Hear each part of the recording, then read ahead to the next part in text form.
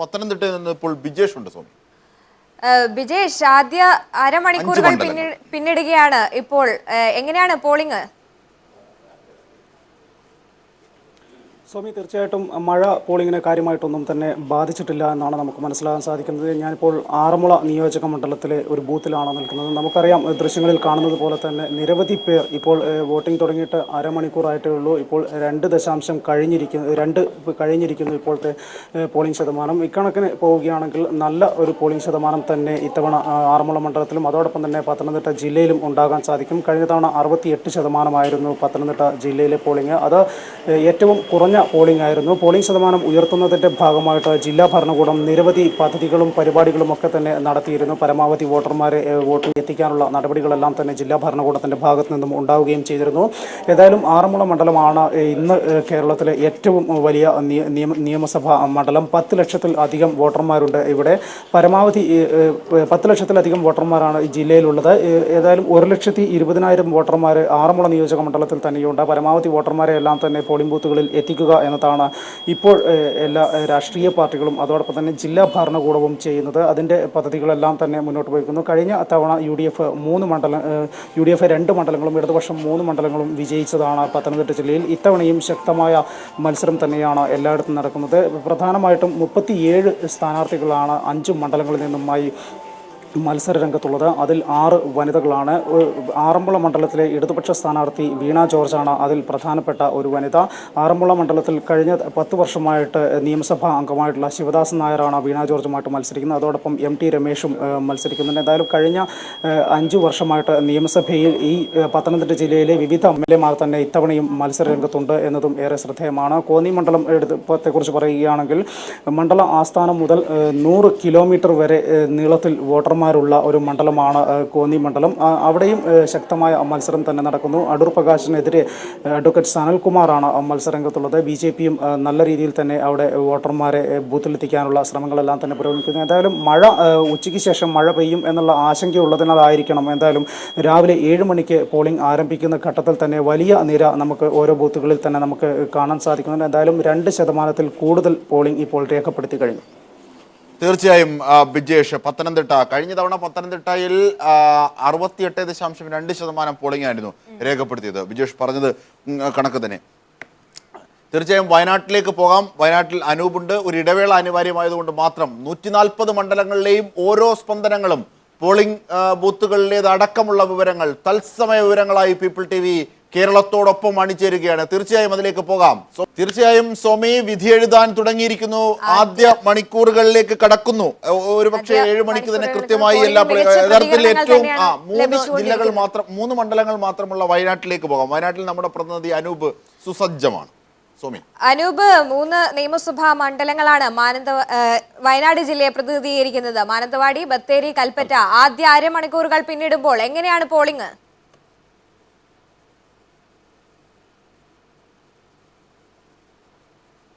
വയനാട്ടിൽ ആകെ 5,96,939 വോട്ടർമാരാണ് ഇത്തവണ തങ്ങളുടെ സമ്മതിദാന അവകാശം വിനിയോഗിക്കുന്നത്.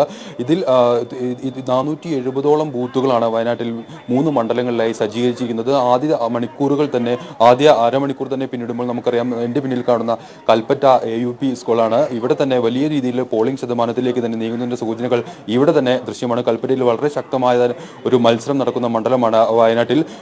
3 മണ്ഡലങ്ങളും ഇത്തവണ പൊതുവെ മുൻകാലങ്ങളെ അപേക്ഷിച്ച് വളരെ ശക്തമായ മത്സരം തന്നെ നടക്കുന്ന ഒരു സാഹചര്യമുണ്ട്. വലിയ സുരക്ഷാ സജ്ജീകരണങ്ങൾക്ക് നടുവിലാണ് വയനാട്ടിലെ തെരഞ്ഞെടുപ്പ് നടക്കുന്നത് എന്ന പ്രത്യേകതയുമുണ്ട്. മാവോയിസ്റ്റ് സാന്നിധ്യം സ്ഥിരീകരിച്ച പല പ്രദേശങ്ങളിലും വലിയ സുരക്ഷാ സംവിധാനങ്ങൾ തന്നെ ഒരുക്കിയിട്ടുണ്ട്. CRPF-ന്റെ എല്ലാം നേരിട്ടുള്ള നിയന്ത്രണത്തിലായിരിക്കും ഇവിടങ്ങളിലെല്ലാം ബൂത്തുകൾ പ്രവർത്തിക്കുക. ഏതായാലും അരമണിക്കൂറുകൾ പിന്നിടുമ്പോൾ 3%-ലേറെയായി പോളിംഗ് ശതമാനം എന്നാണ് മനസ്സിലാക്കാൻ സാധിക്കുന്നത്. ഇപ്പോൾ സുരക്ഷ സംബന്ധിച്ച് പറയുകയാണെങ്കിൽ CRPF-ന്റെ 3 കമ്പനി സേനയും അതോടൊപ്പം തന്നെ രണ്ട് കമ്പനി കർണാടക പോലീസും DGPന്റെ സ്പെഷ്യൽ സ്ക്വാഡും SP-യുടെ സ്ട്രൈക്ക് ഫോഴ്സും ഇതോടൊപ്പം തന്നെ മൊബൈൽ പെട്രോളിംഗ് സ്ക്വാഡും അടക്കമുള്ള വലിയൊരു പോലീസ് സുരക്ഷാ സംവിധാനത്തിന് കീഴിലാണ് വയനാട്ടിലെ തെരഞ്ഞെടുപ്പ് നടക്കുന്നത്. ബത്തേരിയിലാണ് ഇത്തവണ ഏറ്റവും കൂടുതൽ വോട്ടർമാരുള്ളത്. ഏതാണ്ട് 3 ലക്ഷത്തോളം വോട്ടർമാർ അവിടെയുണ്ട്. എല്ലാ മണ്ഡലങ്ങളിലും 20,000-ഓളം വോട്ടർമാരുടെ കൂടുതൽ വോട്ടർമാർ ഇത്തവണ കഴിഞ്ഞ 2011 അപേക്ഷിച്ചുണ്ട്. ഇതെല്ലാം വലിയ നിർണായകമാവുന്ന ഘടകങ്ങളാണ്. ഏതായാലും വയനാട്ടിലെ 3 മണ്ഡലങ്ങളിലും പോളിംഗ് തീർച്ചയായും കേരളത്തിൽ ഏതാണ്ട് 5.14% പോളിംഗിലേക്ക് എത്തിയിരിക്കുന്നു എന്നുള്ളതാണ് ഏറ്റവും പുതിയ വിവരം. സോമി, ഒരുപക്ഷെ ആലപ്പുഴയിൽ നിന്നും ഈ ഘട്ടത്തിൽ ജീവൻ കുമാർ കൂടി ചേരുകയാണ്. ജീവൻ, ഏതാണ്ട് 79.1 കഴിഞ്ഞ തവണത്തെ ആലപ്പുഴയുടെ പോളിംഗ്. ഇപ്പോൾ എവിടം വരെ എത്തി? 5.5 ഏറ്റവും പുതിയതായി രേഖപ്പെടുത്തുന്നത്. അങ്ങനെയെങ്കിൽ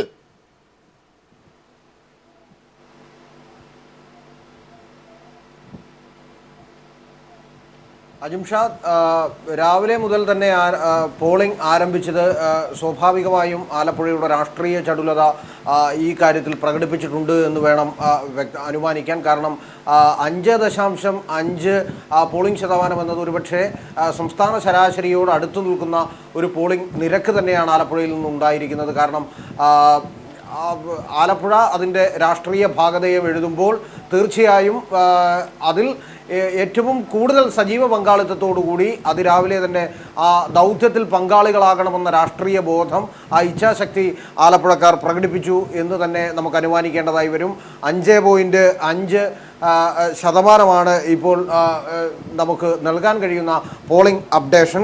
ഒരുപക്ഷെ ജില്ലയിൽ ആകെ ഉള്ള 1469 പോളിംഗ് ബൂത്തുകളിലായി, പോളിംഗ് സ്റ്റേഷനുകളിലായി 16,93,155 വോട്ടർമാരാണ് ഉള്ളതിൽ. ഇതിൽ ഏറ്റവും കൂടുതൽ വോട്ടർമാർ സ്ത്രീ വോട്ടർമാരാണ്. 8,89,742 സ്ത്രീ വോട്ടർമാരും 8,03,040 ജീവൻ, ഏതാണ്ട് 5.5%. സാധാരണഗതിയിൽ ആലപ്പുഴയുടെ ഒരു പോളിംഗ് സ്വഭാവം എങ്ങനെയാണ്?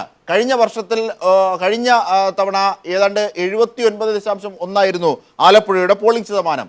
അങ്ങനെയാണെങ്കിൽ ഈ ഘട്ടത്തിൽ 5.5 എത്തി. മഴയുണ്ടോ? പോളിംഗ് നിരയുടെ നീണ്ട ക്യൂ പലയിടത്തും കാണാനാകുന്നുണ്ടോ?